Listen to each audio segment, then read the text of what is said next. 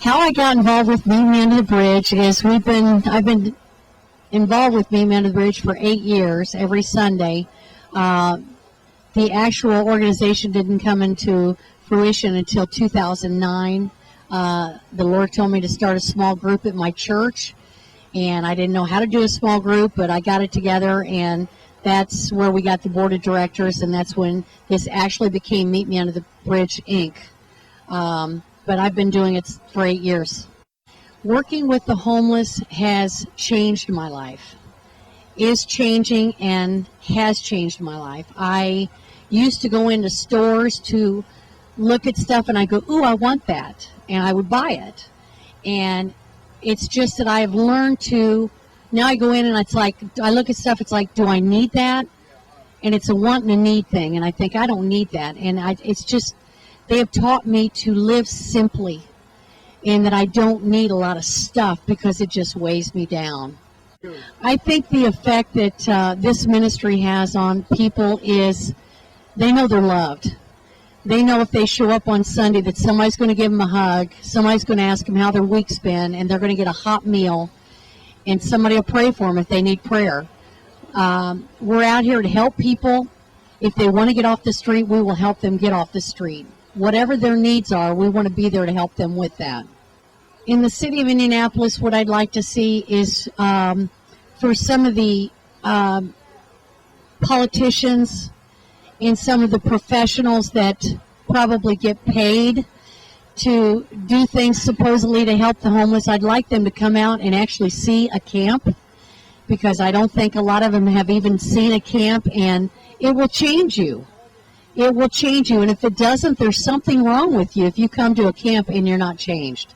What initially brought me to the streets? Well, a friend of mine, J.R. Dalton, was serving the homeless downtown and invited me to come down, and I came down, and it was under the old Merchants Bank building, and we opened the door, and the smell of ammonia just hit me in the face, and I went, oh my gosh, these people live down here in their bathrooms down here, because it was all concrete.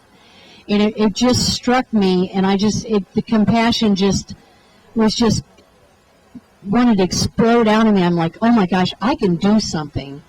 And I think that's probably when the initial coming out on the streets, coming out and ministering to people. And I did it from that day forward, and that's been 8 years ago. JR, after about a couple of months, quit doing it. And we just decided to continue doing it. Doris, Kim, Tommy, and myself.